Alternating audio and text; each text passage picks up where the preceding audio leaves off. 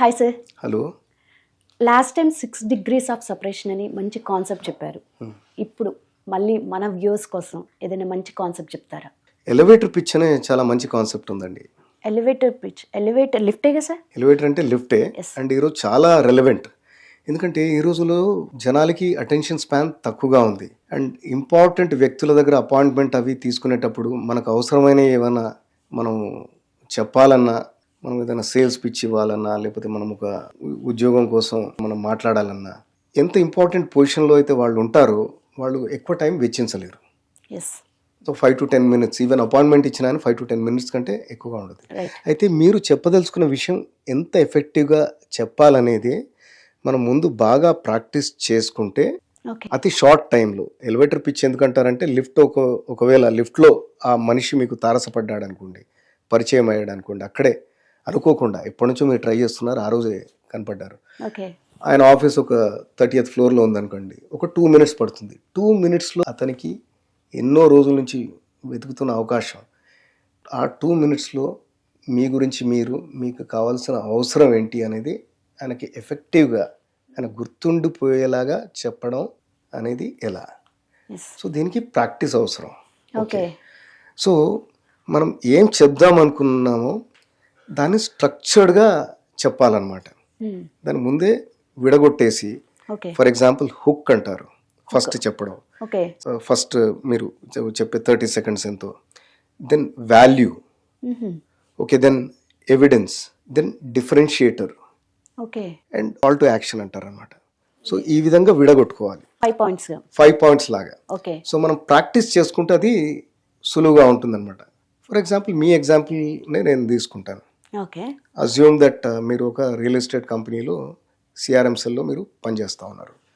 So first hook, మీరు అనుకోకుండా ఇంటర్వ్యూకి వెళ్తా ఉన్నారు, ఆ చైర్మన్ మీకు లిఫ్ట్లో కనపడ్డారు, ఆయనే మిమ్మల్ని పలకరించారు, ఒంటరిగా ఉన్నావు కాబట్టి. హలో అమ్మా, ఎవరు? Sir, I'm Ramya, I'm sales manager with Pragati group of constructions. అది హుక్. దెన్ వాల్యూ, సార్ నేను గత 10 yearsగా అక్కడ పనిచేస్తూ ఉన్నాను. 10 yearsలో నేను ఎగ్జిక్యూటివ్ నుంచి మేనేజర్ లెవెల్ దాకా వెళ్ళిపోయాను నేను. అండ్ ఇయర్ ఆన్ ఇయర్ నేను 120% పైన నా టార్గెట్స్ అచీవ్ చేశాను. అండ్ ఎవ్రీ ఇయర్ నాకు స్టార్ పర్ఫార్మర్ అవార్డు వచ్చింది. మా డిపార్ట్మెంటే కాకుండా నేను ఇంకా వేరే ఇంటర్ డిపార్ట్మెంట్లో కూడా కోఆర్డినేషన్ బాగా చేస్తాను కాబట్టి సేల్స్ వాళ్ళకు కూడా హెల్ప్ అయింది కాబట్టి సేల్స్ డిపార్ట్మెంట్ CEO కూడా 2 సార్లు నాకు అప్రిషియేషన్ లెటర్స్ అవి ఇచ్చారు. Sir, I'm carrying with me. ఇది వాల్యూ, అంటే మీరు ఏం చేశారనేది అనమాట. దెన్ ఆ సర్టిఫికేట్స్ మీరు చూపించారు కాబట్టి అది ఎవిడెన్స్, అక్కడ అది ఎవిడెన్స్ కూడా అయిపోయింది. దెన్ డిఫరెన్షియేటర్, అంటే how you are different from others, మీరు ఈ పర్ఫార్మెన్స్ ఎలా చేయగలిగారు. సార్, నేను ఈ జాబ్ నా డిపార్ట్మెంట్కి సంబంధించిన దానిలాగే కాకుండా, అంటే ఏదో 9 to 6 లాగా కాకుండా, కస్టమర్ అడిగిన దానికి లేకపోతే నేను వాళ్ళ దగ్గర కలెక్షన్ కోసం ఫోన్ చేయడం అనేది కాకుండా వాళ్ళతోటి కొద్దిగా కార్డియల్ రిలేషన్షిప్ మెయింటైన్ చేస్తాను, వాళ్ళకి కంఫర్ట్ ఇస్తాను. ప్రతి కస్టమర్కి నేను ఒకటే చెప్తాను అనమాట, మీకు ఏ పని ఉన్నా నాతోటి కాకుండా మా వేరే డిపార్ట్మెంట్స్ తోటి ఎక్కడైనా ఏదైనా పని ఉన్నా కానీ నేను మీకు I revert back to you అని. సో వాళ్ళకు నా టర్న్ అరౌండ్ టైం అనేది చాలా క్విక్గా ఉంటుంది. వాళ్ళకు ప్రతి చిన్న విషయం కూడా నేను హెల్ప్ చేస్తాను. దాంతో ఏమవుతుందంటే వాళ్ళు ఇక్కడ కంఫర్టబుల్గా ఫీల్ అవుతే కంపెనీ మీద కూడా వాళ్ళకి రెప్యుటేషన్ పెరుగుతుంది.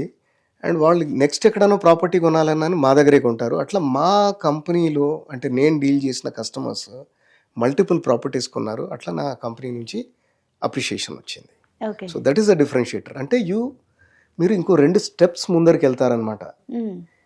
మీది కాకున్నా కానీ నెక్స్ట్ జోన్లో కూడా వెళ్ళి కస్టమర్కి ఆ కంఫర్ట్ ఇస్తారు. So you are a different personality, అది డిఫరెన్షియేటర్, అది చెప్పారు. నెక్స్ట్ లాస్ట్ ఏంటంటే మీకేం కావాలి, call to action.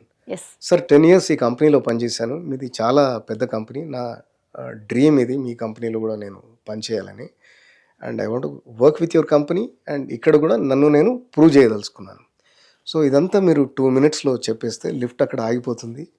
And me interview మొదలు కాకముందే మీ మీద మంచి ఇంప్రెషన్ ఏర్పడుతుంది అనమాట. 2 minutes అంటే 2 minutes అనే కాదు, 3-4 minutesలో అయినా కానీ మీ గురించి ఎఫెక్టివ్గా మీరేంటి, హుక్, వాల్యూ, మీరు ఇప్పటిదాకా చేసింది ఏంటి, అంటే మీ సక్సెస్ స్టోరీస్ ఏంటి, అది ఎవిడెన్స్, దాని ప్రూఫ్ ఏంటి, దెన్ అలాగనే డిఫరెన్షియేటర్, మీరు ఈ సక్సెస్ చేరుకోవడానికి మీలో మీ పర్సనాలిటీ ఉన్న డిఫరెన్స్ ఏంటి, ఆర్ మీ క్వాలిఫికేషన్లో ఉన్న డిఫరెన్షియేషన్, అండ్ మీకు ఏం కావాలనేది కూడా స్ట్రాంగ్గా అడిగారంటే that will help you. And ఈ ప్రపంచంలో ఇది చాలా చాలా ఇంపార్టెంట్. ఇంట్రెస్టింగ్ గా కూడా ఉంది. దీని మీద చాలా బుక్స్ కూడా అవైలబుల్ ఉన్నాయి.